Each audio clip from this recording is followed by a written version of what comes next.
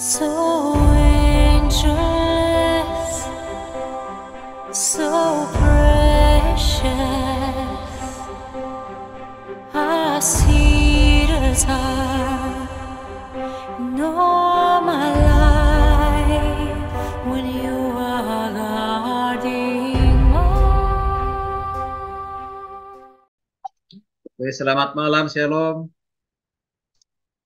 Ya, puji nama Tuhan. Pertama-tama saya bersyukur berterima kasih pada Tuhan karena diberikan kesempatan melalui persekutuan malam hari ini berbagi renungan firman Tuhan. Saya belum kenal begitu semuanya karena mungkin pertama kali saya diundang melalui Ibu Hertina Silalahi dalam satu persekutuan yang hebat, yang luar biasa ini di malam hari ini.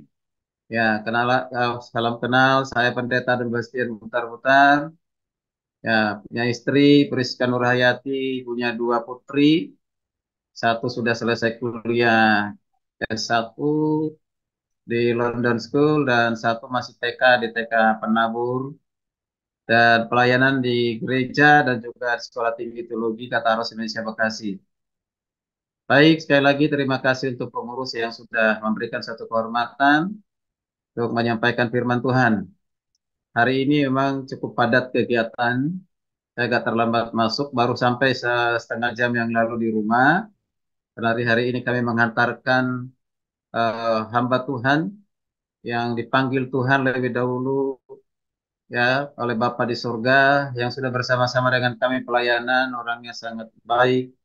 Ya, dalam satu pekerjaan pelayanan Tuhan juga eh, apa namanya sangat peduli bertanggung jawab. Ya, benar-benar kami kehilangan. Jadi dari hari Senin, Selasa, Rabu, Kamis hari ini dimakamkan karena harus menunggu keluarga. Ya, suaminya Marga Sitorus. Tadi di sini ada Sitorus. Shalom, Horas, Rainer Sitorus. Nah, ini Halo, Sam. Sitorusnya yang suami yang ditinggalkan oleh istrinya ini Sitorus Poltok namanya. Ada Sitorus Pane, ada Sitorus Boltok ya, Boltok. Ya, ada Sitorus Dori gitu ya. Nah, ini yang Boltok. Ya, eh memang melelahkan luar biasa karena saya yang pimpin untuk dari mulai ibadah, penghiburan, kemudian kepada pelepasan, penutupan peti sampai ke pemakaman hari ini tadi jam 3 lewat baru kita selesai. Baik, Bapak Ibu, firman Tuhan sesuai dengan temanya, tapi ayat firmannya Tuhannya tidak ditentukan, maka saya coba sih pilih satu firman Tuhan yang diambil dari kitab ya 1 Yohanes 2 ayat 15 sampai 17. 1 Yohanes 2 ayat 15 sampai ayat ke-17. Saya akan membaca, Bapak Ibu. Firman Tuhan berkata demikian dari Injil Yohanes, janganlah mengasihi dunia dan apa yang ada di dalamnya. Jikalau orang mengasihi dunia, kasih kepada Bapa tidak ada dalam orang itu. Sebab semua yang ada di dalam dunia, yaitu keinginan daging, keinginan mata, dan keangkuhan hidup, tidak berasal dari Bapa, melainkan dari dunia.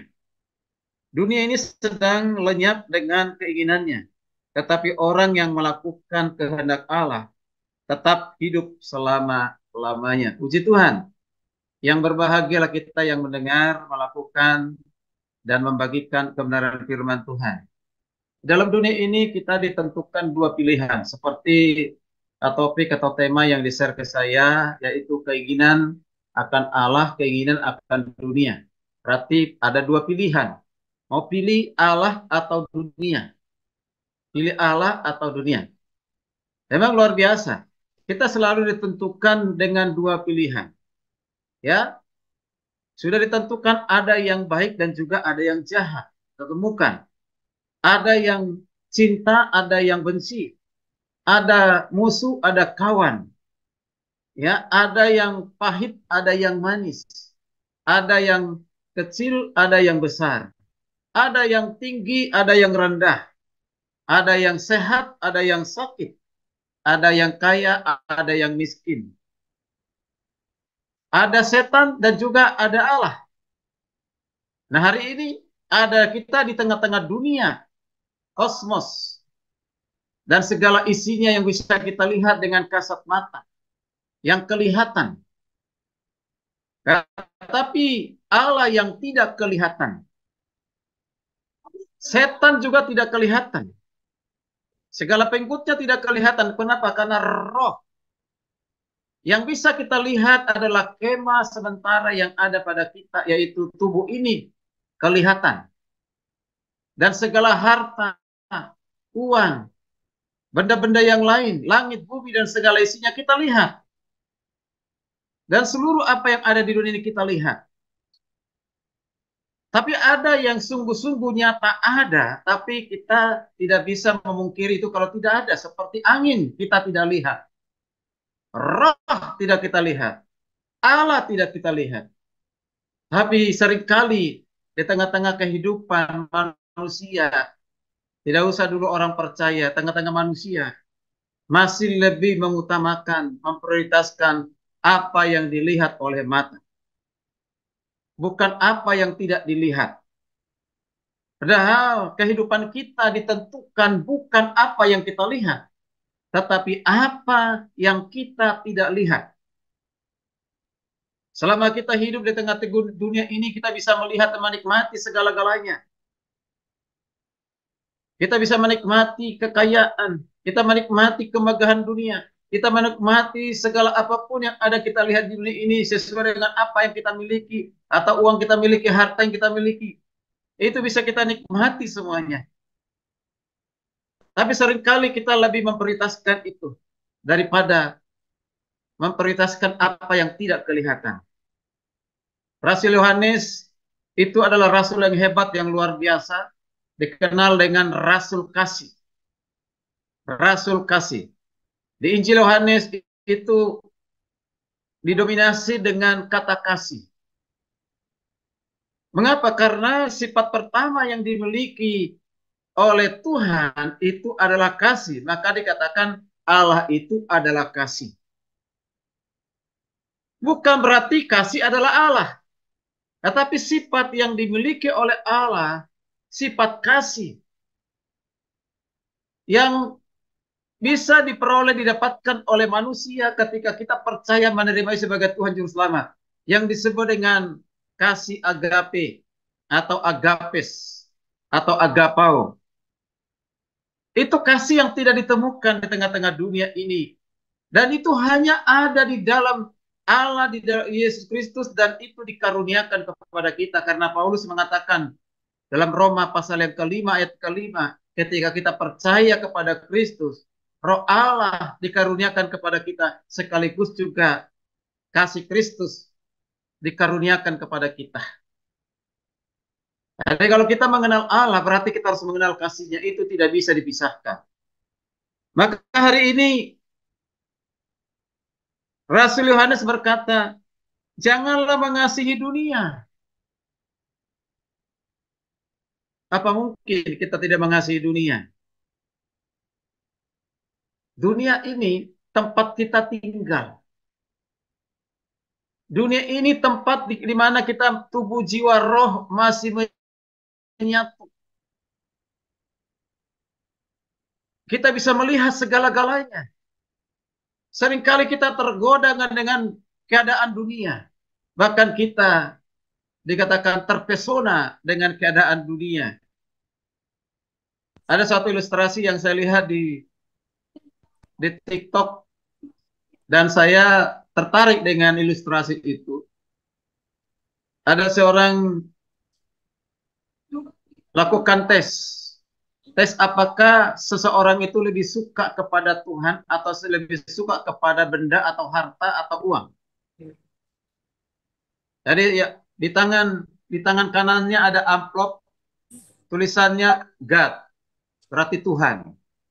Lalu di tangan kirinya itu ada sejumlah uang. Ya, di luar negeri, di Brazil. Sejumlah uang. Tadi ditawarkan kepada setiap orang yang lewat pada saat itu. Dari 6 orang yang ditawarkan, selalu memilih diperhatikan God, ya diabaikan, ditinggal, diambil uang. Lalu diganti lagi dengan handphone. Lalu hal yang sama tetap di tangan kanan, yaitu amplop yang tulisan God tadi. Dipilih handphone. Diganti lagi dengan laptop. Ketika seorang diundang lagi untuk memilih, yang dipilih tetap laptop. Lalu dibuat lagi, dicampur dengan apa, digabung dengan laptop, handphone. Lalu ditawarkan, mau pilih God atau laptop dan handphone. Dipilih tetap laptop dan handphone. Uang lebih banyak lagi, ditambahin uang lagi, laptop, handphone, kemudian ada benda-benda yang digabung. Mana pilih? Tetap dipilih God. Tetap dipilih benda yang berharga menurut dia. Tapi ada anak pemulung sedang membawa karung kosong untuk mencari barang-barang bekas, itu barangkali masih anak remaja. Pilihan, dia memilih apa? Dia memilih dengan senang hati, memilih kertas yang amplop itu dengan tulisan God. Ya, ketika dia pilih, dia loncat-loncat, senang banget, bergembira, bernyanyi. Dia bernyanyi padahal yang dipilih, dia belum tahu apa isi dari amplop itu. Dia berhenti, lalu mencoba apa isi dari amplop itu. Dia memuji Tuhan, dia menyembah Tuhan, dia belum tahu apa isinya. Jadi dia tidak memilih handphone, tidak memilih uang, tidak memilih laptop, tidak memilih benda yang lain, tapi yang dipilih hanya secara kertas. Ketika dia buka kertas itu, isinya apa? Ada di situ tulisannya, ada layak mendapatkan uang tunai, handphone, laptop, dan yang lain-lain.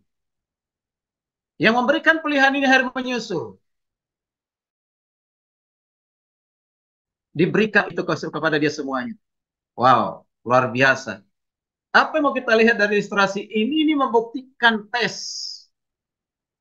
Tes apa sebenarnya yang lebih diinginkan oleh manusia ternyata. Dari 6, 5 lebih memilih apa yang dilihat oleh mata. Wow, luar biasa. Bapak Ibu yang dikasihi Tuhan, setiap pilihan itu ada konsekuensinya. Dari firman Tuhan yang kita baca ini, saya coba tampilkan, kalau bisa saya dibuat host, akan saya tampilkan, sudah? Bisa? Oke, saya akan share.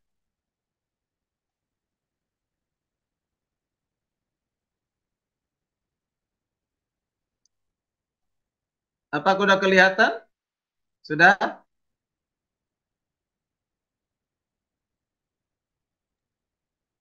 Jadi kita ini ditentukan di antara dua keinginan. Keinginan Allah atau dunia.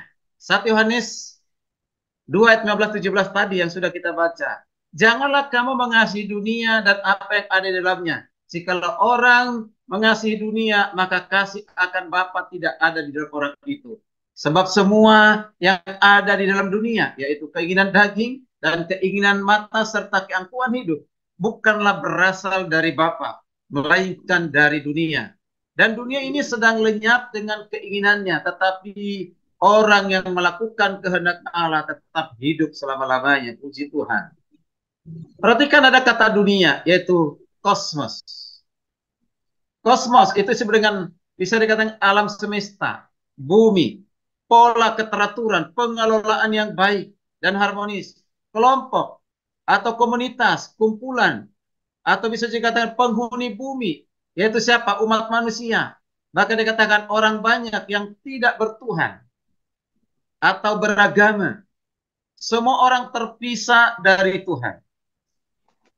Ada hal yang diinginkan, yaitu dimiliki, dilakukan di dunia ini, yaitu berupa kecakapan, kepintaran, kekayaan, kesenangan.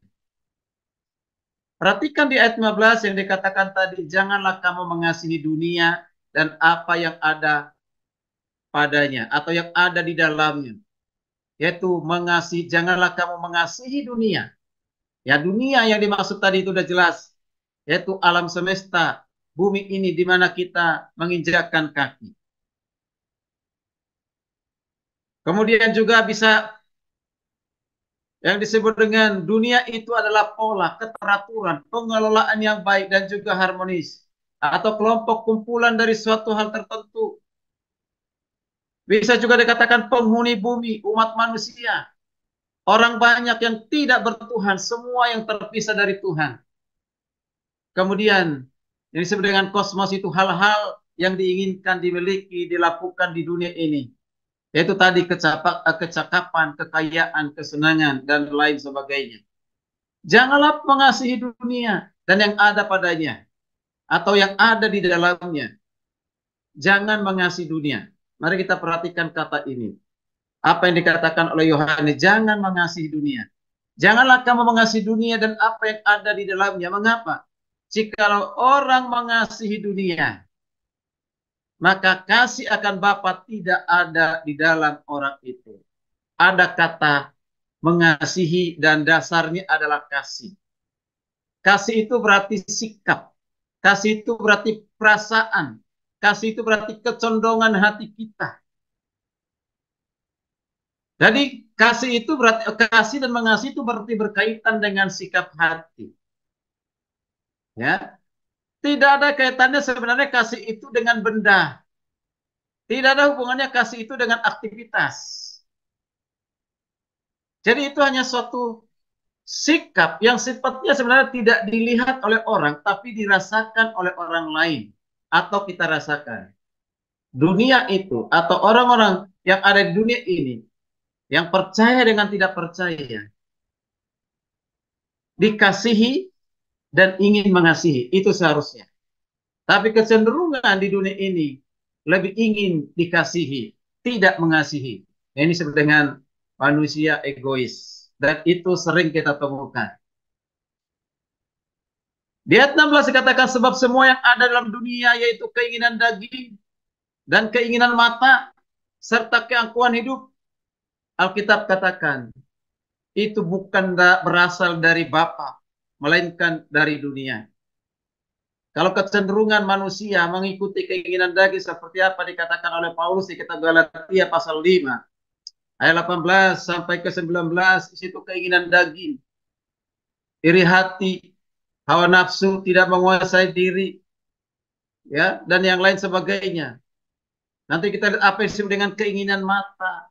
Dari mata melihat, setelah melihat, ingin merasakan, setelah ingin merasakan, maka dia akan bertindak. Keangkuhan hidup, kesombongan. Biasanya kalau orang merasa sudah sukses, hebat, bukan semakin rendah hati.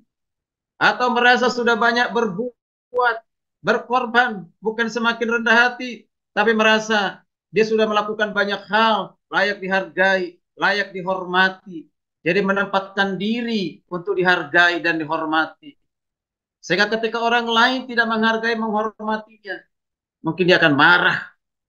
Dia tersinggung. Hargai dong saya, hormati dong saya. Kamu udah tahu, saya ini berapa banyak saya berkorban demi pelayanan ini, demi pekerjaan ini.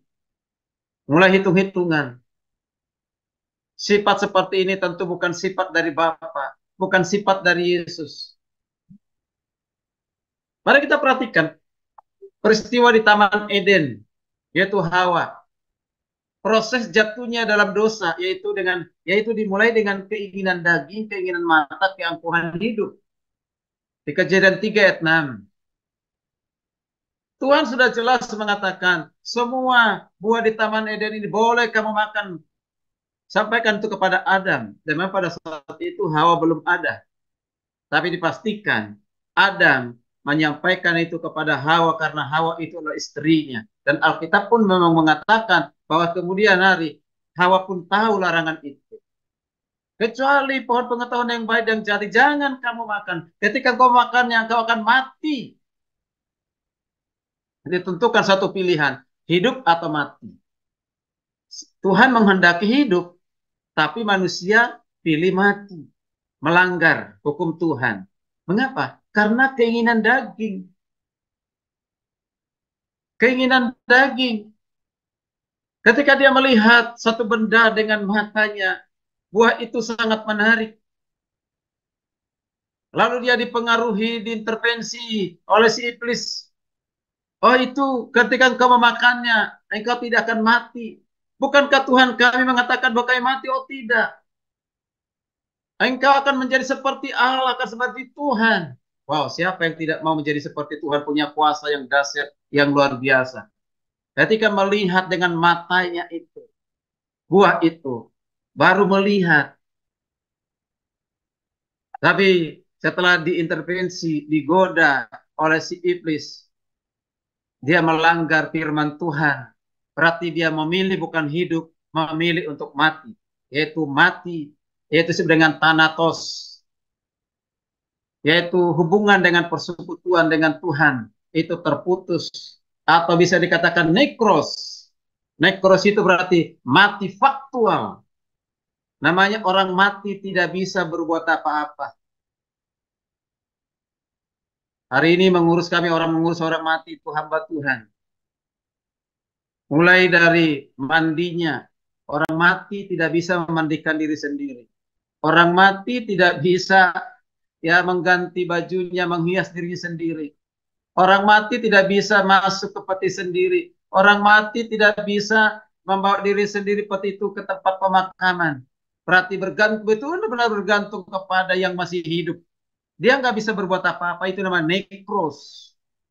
Orang yang mati rohani demikian.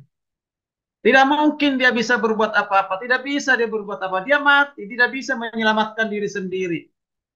Dia nggak bisa menolong diri sendiri. Dia nggak bisa dia datang kepada Tuhan kalau bukan Tuhan yang memanggil. Kalau bukan Tuhan yang memilih. Lalu kita kembali kepada Hawa ini. Setelah dia mengatakan mau seperti Allah, mau seperti Tuhan, kata iblis itu, dia pengaruh. Ini adalah juga satu keangkuhan hidup.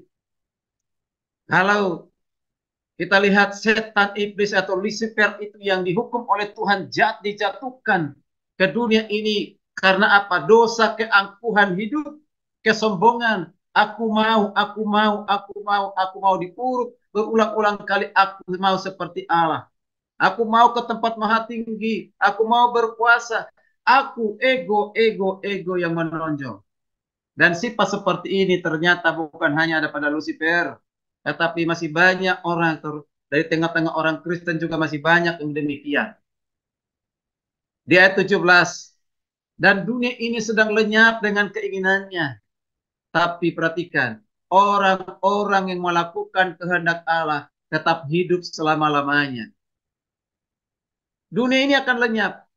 Dunia ini sementara. Kemah ini, tubuh ini sementara.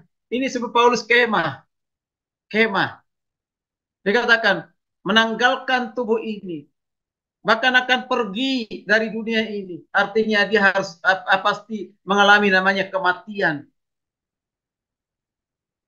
Semua orang pasti mengalami kematian. Kalaupun kita berdoa supaya panjang umurnya, lanjut usianya. Jika ulang tahun, panjang umurnya. Kadang-kadang saya tambah, lanjut usianya. Maksudnya dari 70 tahun, kalau kuat 80 tahun. Bahkan ada yang sampai 100 tahun. Mau berapa tahun pun itu, tetap ada semakin dekat di ambang kematian. Ya, dunia ini maksudnya tubuh ini akan larut, akan hancur, akan dibongkar alias mati. Tidak ada yang kekal di dunia ini. Tetapi manusia, termasuk orang-orang percaya, masih terlena, terpesona dengan keadaan dunia. Apapun yang dunia ini, yang kita nikmati, kita lihat, itu sifatnya sementara. Tetapi hal yang kita syukuri, hal yang luar biasa, yang dahsyat dikatakan, orang yang melakukan kehendak Allah tetap hidup selama-lamanya. Apa itu kehendak Allah? Tentu banyak. Yang pertama kehendak Allah adalah supaya kita mengasihi Tuhan yang telah lebih dahulu mengasihi kita. Kehendak Allah adalah yaitu melayani Tuhan karena kita sudah lebih dahulu dilayani. Apa kehendak Tuhan? Yesus Kristus yang adalah Tuhan yang telah datang ke dunia ini menjadi manusia dan satu-satunya juru selamat. Tidak ada juru selamat yang lain seperti yang diajarkan oleh yaitu bidat progresif yang sekarang ini sedang viral, yang mengatakan Yesus Kristus bukan satu-satunya jalan. Lalu mengatakan ada jalan keselamatan di luar daripada Yesus.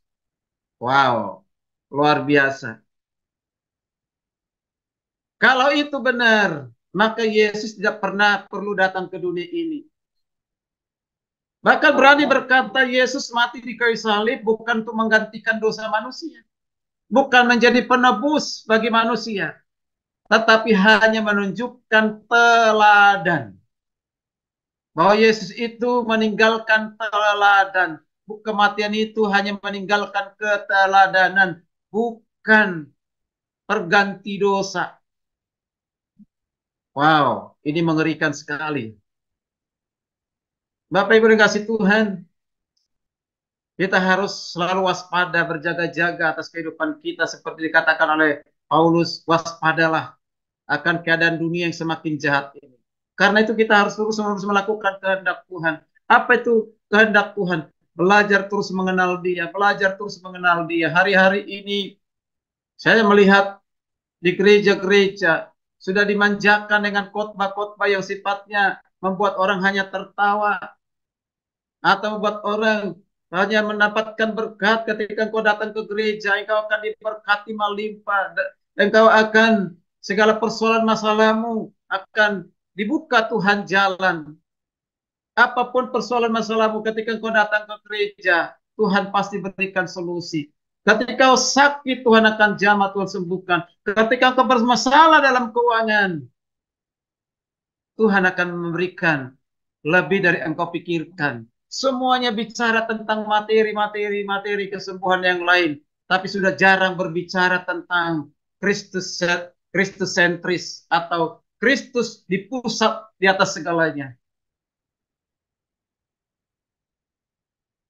Melakukan kehendak Tuhan berarti kita akan memperoleh kehidupan untuk selama-lamanya. Kembali kita melihat yang dikatakan di ayat 15, janganlah kamu mengasihi dunia dan apa yang ada di dalamnya. Jikalau orang mengasihi dunia, apa akibatnya? Apa akibatnya kalau kita hanya mengasihi dunia? Dikatakan, maka kasih akan Bapa tidak ada di dalam orang itu.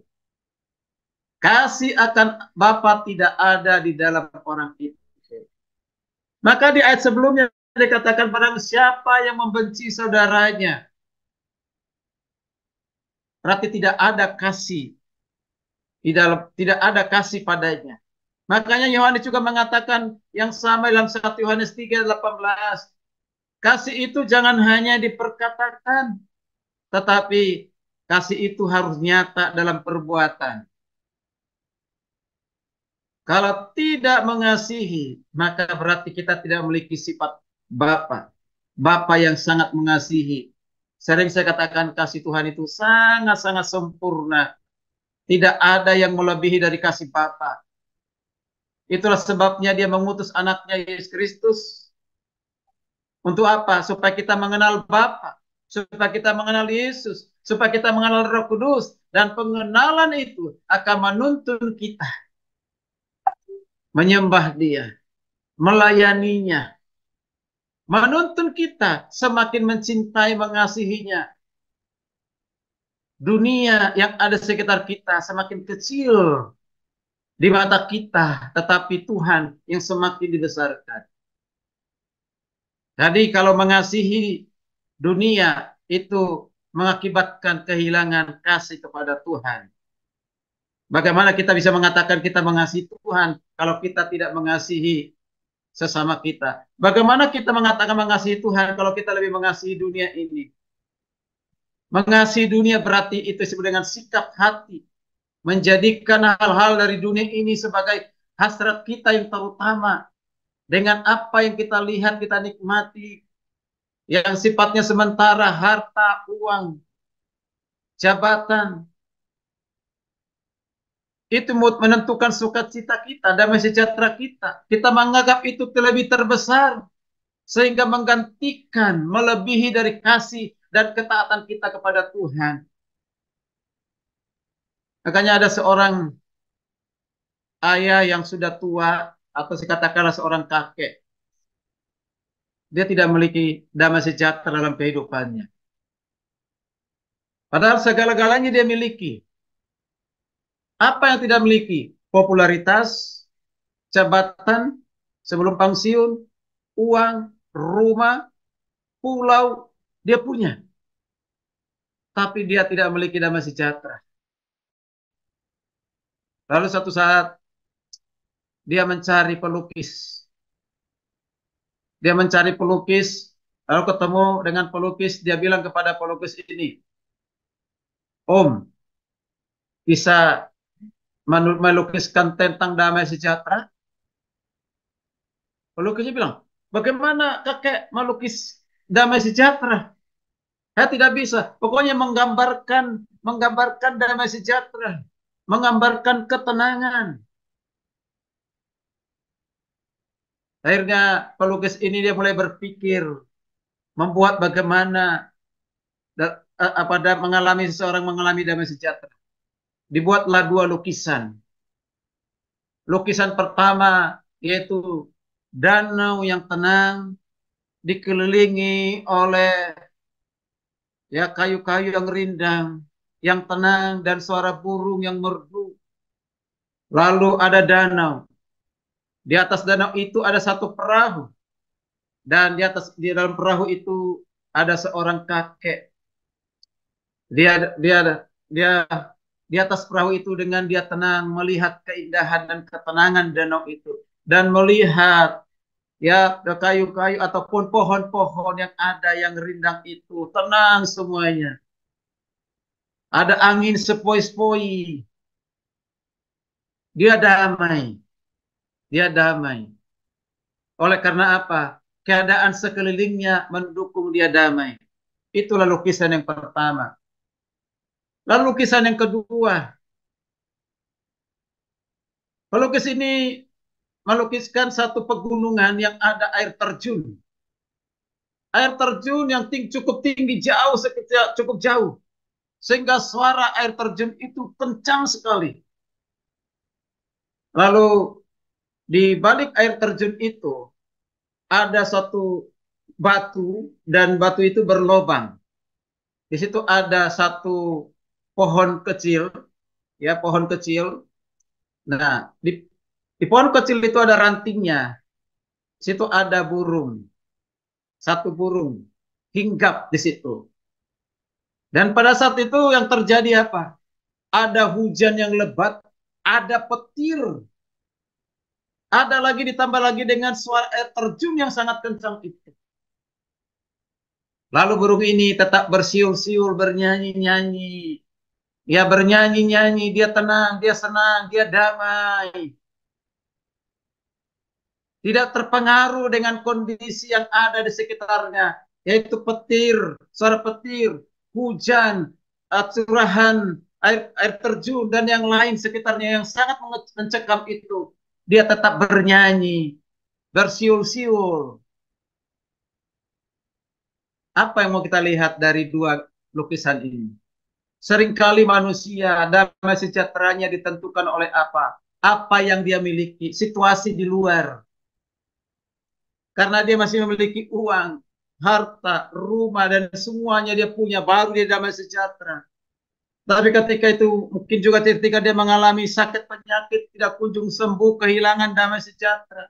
Jadi ditentukan oleh situasi di luar dirinya damai sejahteranya. Lukisan yang kedua tadi, keadaan di luar seperti apapun, kondisi seperti apapun, dia tetap damai sejahtera. Mengapa? Karena damai sejahtera yang dimiliki bukan damai sejahtera yang dari dunia ini, tapi damai sejahtera yang dimiliki adalah damai sejahtera yang diterima dari Kristus Yesus. Bapak Ibu kasih Tuhan, Kita perhatikan jangan mengasihi dunia. Ketika kita mencurahkan waktu kita, tenaga kita, pikiran kita, hati kita pada suatu sesuatu, yaitu baik itu orang, mungkin itu suami, mungkin itu istri, mungkin itu anak-anak, kita perlakukan melebihi dari Tuhan. Itu mungkin itu benda, uang, harta. Mungkin itu kegiatan yang segudang yang banyak sekali. Saya sering persekutuan, ada di diundang di persekutuan kantor. Saya lihat sedikit yang datang. Lalu saya tanya kepada koordinatornya, memang orang Kristennya di kantor ini hanya segini, banyak Pak Pendeta, tapi jarang mereka ikut persekutuan. Nanti kalau sudah Natal baru mau ikut. Oh begitu.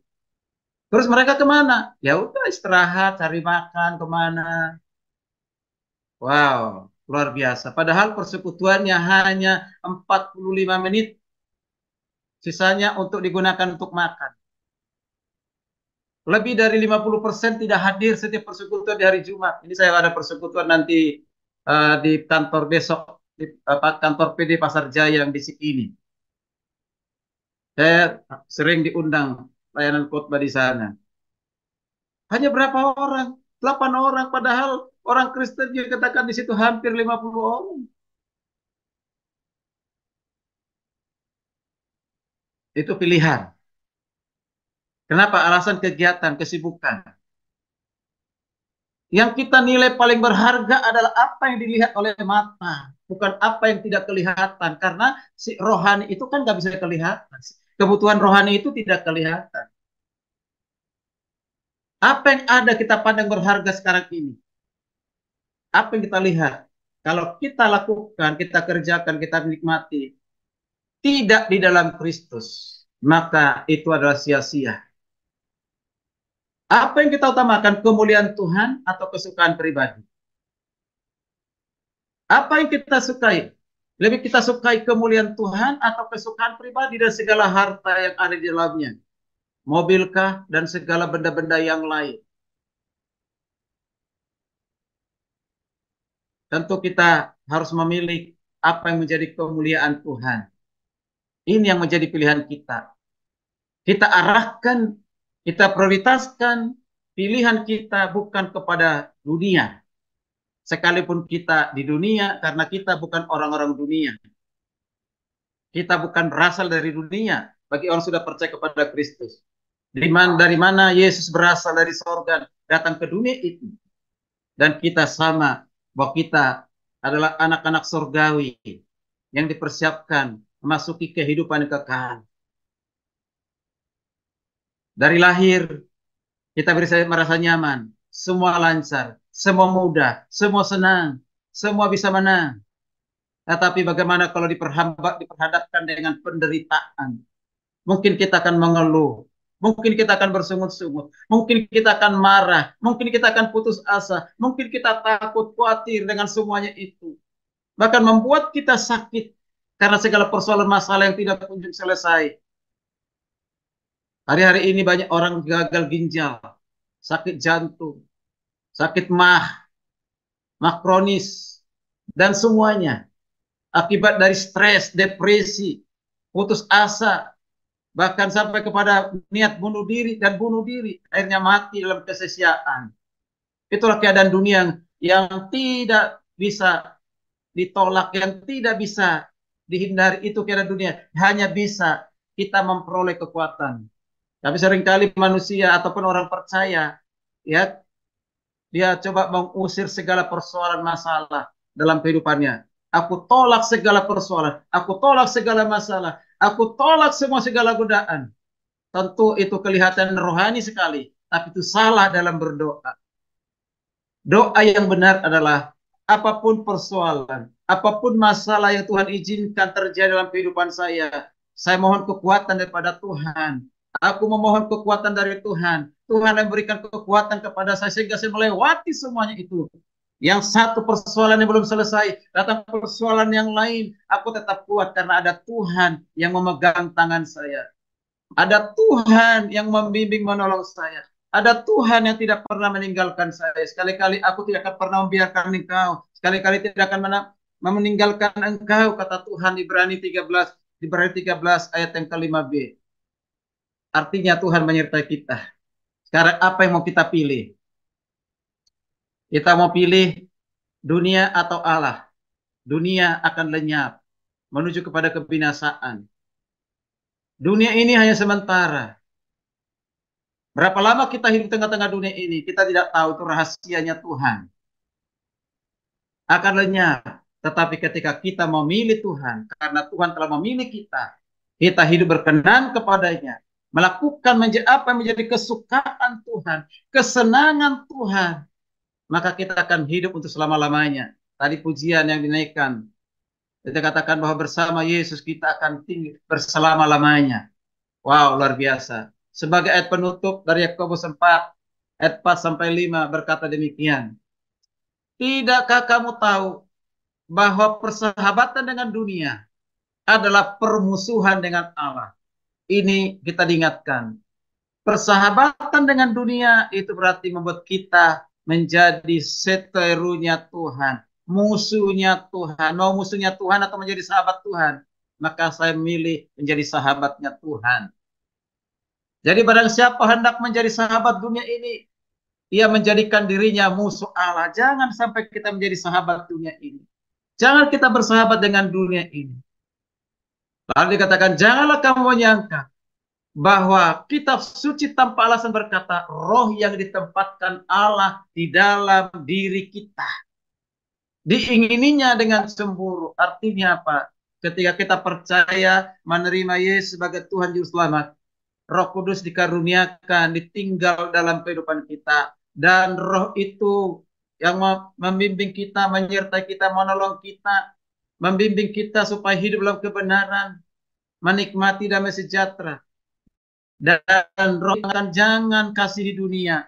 Jangan kasih apapun yang ada di dunia ini. Jangan menaruh hati dan pikiran kita lebih terfokus kepada hal-hal di dunia. Tapi kita berkata seperti Paulus berkata, dia mengarahkan pandangannya kepada yang tidak kelihatan, yaitu Allah yang dia sembah. Maka Paulus itu bukan orang yang tawar hati dalam kehidupan sekalipun banyak penderitaan, persoalan, masalah. Dia tidak menjadi orang tawar hati. Mengapa tidak tawar hati, Bapak Ibu? Karena yang pertama, dia tahu ketika dia menghadap tahta pengadilan Kristus, yang akan mengadili oleh semuanya orang, dia tidak takut menghadiri tahta pengadilan itu. Mengapa dia tidak takut? Karena hidupnya sudah benar di hadapan Tuhan. Mengapa dia tidak takut? Karena dia sudah melakukan apa menjadi kesukaan Tuhan. Sehingga dia tidak takut mati. Bahkan merindukan kematian. Dia merindukan kematian. Mengapa? Karena merindukan kematian berarti semakin dekat dan membawa dia ke surga.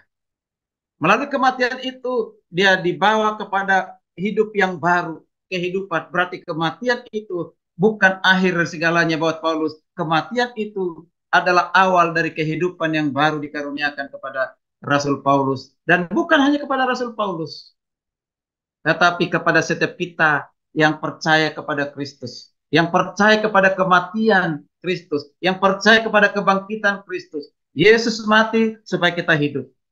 Dia bangkit supaya kita bangkit. Dan itu yang dijanjikan oleh Tuhan. Maka pilihan bagi kita hari ini, mana yang kita pilih? Saya tetap memilih Allah. Tidak memilih dunia. Dunia segala isinya boleh kita nikmati. Tetapi jangan fokuskan, prioritaskan hidup dalam dunia ini. Jadi menjadi satu alasan buat kita meninggalkan Tuhan, meninggalkan pelayanan. Hati-hati. Ya, jangan sampai kita lebih memprioritaskan perkara-perkara dunia yang sifatnya sementara. Suatu saat kita tinggalkan itu. Sudah siapkah kita untuk meninggalkan segala sesuatu yang ada di dunia ini dengan rasa tidak takut, tetapi dengan keberanian datang kepada Tuhan, karena Tuhan mengasihi kita, karena kita sudah melakukan apa yang berkenan kepada Tuhan, karena kita tidak lagi mengasihi dunia, tapi mengasihi Allah di atas segalanya. Jadilah penurut-penurut Allah. Inilah firman Tuhan, kiranya menjadi berkat, motivasi, teguran, kekuatan, bahkan buat iman kita semakin bertumbuh di dalam pengiringan dengan Tuhan.